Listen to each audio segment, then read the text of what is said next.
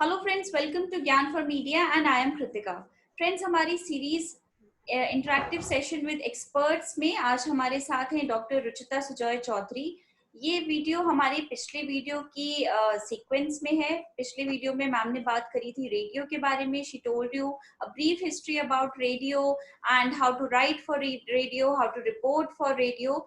और आज मैम बात करेंगी विजुअल कम्युनिकेशन से रिलेटेड कुछ फैक्ट्स की। To tell you a brief about ma'am, Dr. Chaudhary has over 15 years of experience that includes her academic as well as field experience. She has worked in radio and she has also got her research papers published in numerous number of research journals. And she is an assistant professor in Khwaja Moinuddin Chishti Language University in Lucknow. तो ma'am आज बात करेंगी visual communication के बारे में। Thank you, Kritika. Thank you so much. Visual communication से पहले visuals पे हम आते हैं. Just imagine the life without visuals. अगर हम अपने आसपास नजर डालते हैं तो शायद अगर visuals ही ना हो तो हमारी जिंदगी में रंग नहीं रहेंगे. फॉर एग्जाम्पल एक छोटा सा उदाहरण देके ये चीज समझाने की कोशिश करती हूँ कि अगर हम हमारा फेसबुक पेज ओपन करते हैं किसी दिन और इसमें फोटोग्राफ्स नजर ना आए, या इंस्टाग्राम ओपन करें और वहां पे हमें फोटोग्राफ्स नजर ना आए, तो जस्ट इमेजिन कि वो पेज, वो अकाउंट कैसा नजर आएगा. क्या हम उस पर दोबारा जाना चाहेंगे? शायद नहीं. ऐसे ही कुछ हमारी जिंदगी हो गई है. तो विजुअल्स बहुत इम्पोर्टेंट है हमारी जिंदगी में. इसीलिए how to communicate with the help of visuals, ये समझना, इस कॉन्सेप्ट को समझना, इसको जानने के लिए visual communication is a term जिसको पॉइंट किया गया.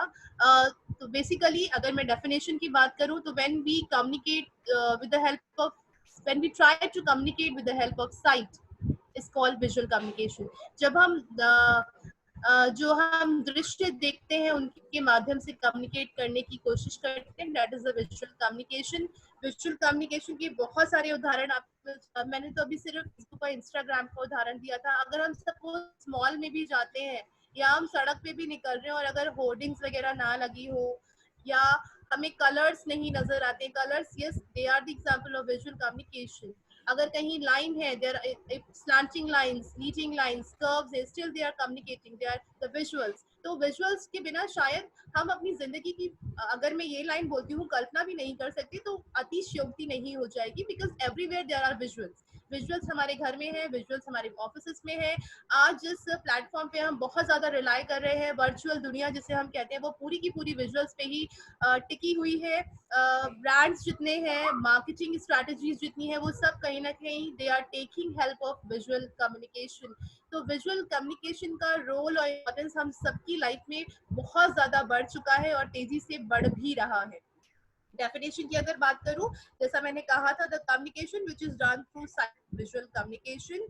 विजुअल कम्युनिकेशन के अंतर्गत में कुछ एक आध मैंने एग्जांपल्स आपको दिए हैं. इसके अलावा जितने भी हमारे फेशियल एक्सप्रेशंस हैं, जेस्चर्स हैं, आई कांटेक्ट है, सिग्नल्स है, मैप है, चार्ट्स है, जितने भी इलस्ट्रेशंस हम देखते हैं हमारी किताबों में, प्रिंट मीडिया में, वेरेवर कहीं भी, ग्राफिक डिजाइन, एनिमेशन है, कार्टून्स है, प्रिंट मैगजीन्स है, स्क्रीन बेस्ड मीडिया है, इंटरैक्टिव वेब ऑफ डिजाइन है, अगर आप देख लें वहां भी, शॉर्ट फिल्म्स हैं, they are also the example of visual communication. Corporate identity है, यहाँ तक कि पैकेजिंग डिजाइन भी अगर हम देखें तो वहां भी visual communication is working. For example parachute का अगर तेल है तो वहां भी आप देखिए somehow visual communication is trying to communicate a message. जितने भी एड्स हैं, जितने भी विज्ञापन है, वो सब विजुअल कम्युनिकेशन का सहारा लेते हैं. तो विजुअल कम्युनिकेशन की ये कहना कि मास कम्युनिकेशन के फील्ड में ही इंपॉर्टेंस है, शायद अन्याय हो जाएगा विजुअल कम्युनिकेशन के साथ में. It has importance in the every aspect of the word. I think सभी जगह कहीं ना कहीं किसी ना किसी भूमिका में विजुअल कम्युनिकेशन हमें नजर आता है. उसके बिना, जैसे मैंने कहा, कि हमारी दुनिया की या अपनी दुनिया की कल्पना कर पाना बड़ा मुश्किल है. तो this is the visual, this is the definition और short introduction of visual communication. And एक दो और एग्जांपल्स देना चाहूंगी विजुअल कम्युनिकेशन को समझाने के लिए. जैसे हमें ये मालूम होता है कि अगर कहीं डेंजर का साइन दिखाना है तो वो रेड कलर में दिखाया जाता है, और जैसे ही हम साइन पढ़े ना पढ़े, हमें बोर्ड और रेड कलर दिख जाता है अगर रोड पे कहीं पे, तो हम समझ जाते हैं ओके समथिंग इज देयर. वहाँ डेंजर है, वहाँ नहीं जाना है। ऐसे ही नो स्मोकिंग जोन है तो वहाँ भी विजुअल्स के माध्यम से बता दिया जाता है, बहुत ज्यादा पैराग्राफ्स नहीं लिखे जाते हैं। तो विजुअल कम्युनिकेशन एक ऐसा माध्यम हो गया है जहाँ पे हम आइडियाज और इंफॉर्मेशन को अपने व्यूअर्स तक पहुँचाते हैं और व्यूअर्स को उसको देख के, रीड करके मीनिंग्स क्लियर हो जाते हैं। या we need some kind of visual aids to communicate, जिसमें मैंने अभी बहुत सारे एग्जांपल्स लिए थे। विजुअल कम्युनिकेशन के जो माध्यम है उन सबका हम सहारा लेते हैं विजुअली अगर हम कम्युनिकेट करना चाह रहे होते हैं तो। जैसा कि हम जानते हैं हर एक चीज का एक अच्छा पक्ष होता है, एक खराब पक्ष होता है। ऐसे ही विजुअल कम्युनिकेशन के भी कुछ एडवांटेजेस हैं, कुछ डिसएडवांटेजेस हैं। तो एडवांटेजेस की अगर सबसे पहले बात करें तो visual communication is effective for illiterate receiver. Yes, this is the very बहुत शायद अहम इसका रोल हो जाता है, बहुत इंपॉर्टेंट एस्पेक्ट हो जाता है विजुअल कम्युनिकेशन का, कि भारत जैसे देश में जहाँ पे still we are fighting for the education, still we have number of people who are not literate, उनको अगर कम्युनिकेट करने की बात है, अगर उन्हें यही बताना है कि कोरोना से कैसे दूर रहना है, कोविड-19 से आपको कैसे अपनी सुरक्षा करनी है, तो we have to take the help of this visual communication. अगर हम आरोग्य सेतु ऐप भी खोल के देखते हैं तो वहां भी विजुअल कम्युनिकेशन के माध्यम से ही कम्युनिकेट किया जा रहा है। There are so many websites. अब तो अगर फेसबुक में भी मैं देखती हूँ, कई बार मुझे ऐसे मैसेजेस दिखते हैं जहाँ पे विजुअल कम्युनिकेशन की मदद से मैसेजेस कन्वे किए जा रहे हैं। तो चाहे कोई प्राकृतिक आपदा हो, चाहे नॉर्मल मैसेजेस हो, चाहे मीटिंग्स हो, हम कहीं ना कहीं विजुअल कम्युनिकेशन की हेल्प लेते हैं। और सिर्फ इलिटरेट ही नहीं, यहाँ पे लिटरेट को भी कम समय लगता है बात को समझने में। हमें अगर जैसे स्मोकिंग का मैंने एग्जांपल दिया था, हम अगर लिखते वो चीज तो non non smoking zone plus हमने एक सिंपल लेआउट वहां पे लगा दिया, तो देयर इज अ डिफरेंस। एक 3 शब्द पढ़ने में और मैसेज तुरंत एक पोस्टर देख के ग्रैब करने में टाइम की बचत हो रही है। तो this is the second advantage of visual communication की, समय की बचत करता है। And helps in oral communication. Oral communication को इजिली ग्राफ्स करने में विजुअल कम्युनिकेशन कहीं ना कहीं हेल्प करता है। जब हम प्रेजेंटेशंस दे रहे होते हैं अपनी एकेडमिक्स में, अगर हम देखते हैं प्रेजेंटेशंस दे रहे होते हैं, we also need visual aids, जिसके माध्यम से हम अपनी पूरी बात कह पाते हैं, अपनी बात को सपोर्ट कर पाते हैं। इजिली एक्सप्लेनेशंस भी विजुअल कम्युनिकेशन के माध्यम से पॉसिबल हो जाते हैं। अगर हमें यही बताना है कि लड़का और लड़की में भेद मत करो, हम इस पूरी बात को कह के भी बता सकते हैं। हम इस पूरी बात को एक एनिमेटेड मीना नामक एक प्रोग्राम, लोगों ने सुना होगा इसके बारे में, वो दिखाकर भी अपनी बात को जस्टिफाई कर सकते हैं। तो विजुअल कम्युनिकेशन कहीं ना कहीं इसका इम्पैक्ट ज्यादा रहता है अगर हम साइकोलॉजी के पॉइंट ऑफ व्यू से भी देखें तो। सिंपल प्रेजेंटेशन होती है, ऑफ कोर्स बहुत ज्यादा कॉम्प्लिकेशंस की रिक्वायरमेंट नहीं होती है। प्रिवेंट्स वेस्टेज ऑफ टाइम, जो हम ऑलरेडी डिस्कस कर चुके हैं। हेल्प्स इन क्विक डिसीजन, क्योंकि मैसेज इजीली ग्रैस्प हो रहा है इसलिए शायद डिसीजन टेकिंग एबिलिटी या टाइम बहुत कम लगता है विजुअल कम्युनिकेशन के केस में। And now days this is very popular. मैंने आपको शुरुआत में जैसे एग्जांपल कुछ गिनाए कि किस तरीके से हम विजुअल कम्युनिकेशन पे डिपेंड हो रहे हैं, क्योंकि हर किसी का एडवांटेज है तो डिसएडवांटेज जरूर होगा, क्योंकि हर चीज परफेक्ट नहीं है। थोड़ी सी नजर हम लोग डिसएडवांटेजेस पे भी डाल लेते हैं कि विजुअल कम्युनिकेशन के डिसएडवांटेजेस क्या क्या है। जैसे कॉस्टली मीडियम है, क्योंकि बनाने के लिए, लिखने के लिए वी नीड ओनली पेज और पेन, लेकिन अगर हमें कुछ इलस्ट्रेशन ड्रॉ करने हैं वी नीड सम एड्स, हमें कुछ ना कुछ जरूरत पड़ती है, चाहे सिस्टम ही क्यों ना हो, चाहे मोबाइल फोन ही क्यों ना हो।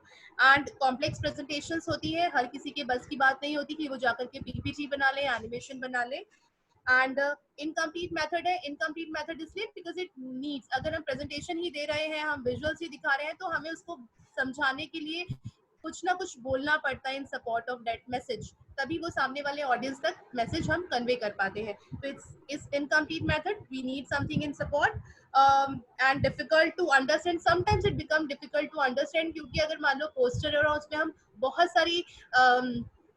सारे मैसेजेस उसमें हम दे देते हैं तो शायद लोग नहीं समझ पाएंगे एट अ ग्लांस।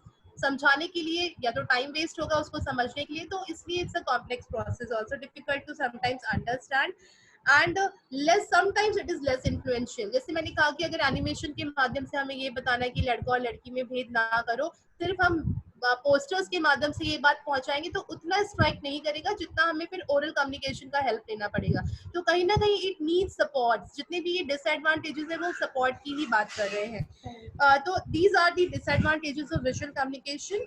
और क्यों ये हम सबकी जिंदगी में इम्पोर्टेंट है, इस पे ऑलरेडी मैं थोड़ा सा प्रकाश डाल ही चुकी हूँ स्टार्टिंग में, तो मुझे लगता नहीं अब इस पे बोलती हूँ। राइट, आगे बढ़ती हूँ कि इसमें से एक हम पॉइंट उठा लेते हैं, that is a part of the visual communication, photography. Photography जो है हम सबकी लाइफ में बहुत इंपॉर्टेंट रोल प्ले करती है। फोटोग्राफी के बिना शायद हम हमारे कोई भी सोशल मीडिया अकाउंट की कल्पना नहीं कर सकते हैं। If I am available on your Gyan for Media, so that credit also goes to the particular frame of this photography। तो कहीं ना कहीं राइट, फोटोग्राफी का रोल विजुअल कम्युनिकेशन में बहुत ज्यादा इंपॉर्टेंट हो जाता है। एंड फोटोग्राफी जब हम करते हैं तो कुछ ऐसी बेसिक बातें होती हैं जिनका हम ख्याल रखते हैं। उन बेसिक बातों पे आगे बढ़ने से पहले मेरे दिमाग में एक बात आ रही है, वो शेयर करना चाहूंगी कि अक्सर लोग पूछते हैं कि इसमें क्या पढ़ाने को होता है, फोटोग्राफी में पढ़ाने की क्या जरूरत है। तो तुम्हारे प्लेटफॉर्म के माध्यम से मैं उन लोगों को बताना चाहूंगी कि नहीं, फोटोग्राफी में भी पढ़ने और पढ़ाने को बहुत कुछ होता है। There are concepts, photography is a combination of both chemistry and physics. Physics के हम यहाँ पे रूल्स भी पढ़ते हैं, केमिस्ट्री के हम यहाँ पर इक्वेशंस भी पढ़ते हैं, समझने की कोशिश करते हैं कि कैसे एक इमेज डेवलप हो जाती है एंड कैसे इमेज कैप्चर हो जाती है, कैसे हम प्रॉपर फोकसिंग एंड डीफोकसिंग करें। तो there are so many concepts जो फोटोग्राफी में समझने की जरूरत होती है if you want to be a good photographer. और सोशल मीडिया, इंटरनेट जैसे ही हमारी जिंदगी में तेजी से रफ्तार से बढ़ रहा है, उसी तेजी से फोटोग्राफी भी हम सबकी लाइफ में हावी होती चली जा रही है। तो सबसे पहले बहुत इंपॉर्टेंट एस्पेक्ट्स पे खाली बात करेंगे आज इस वीडियो पे, that is the composition of photography किस तरीके से की जाती है। There are few basic principles हैं जिनको हम फॉलो करते हैं while taking simple pics. Combination है जो चाहे हम फॉलो करें, चाहे वो फोटोग्राफर जिसको अवार्ड्स मिलते हैं अपने फोटोज के लिए, वो भी उन्हीं सिंपल कॉम्पोजिशन टेक्निक्स को ही फॉलो करता है। उसमें से मैं 2-3 पे ही बात करूंगी। जैसे there is first is rule of third.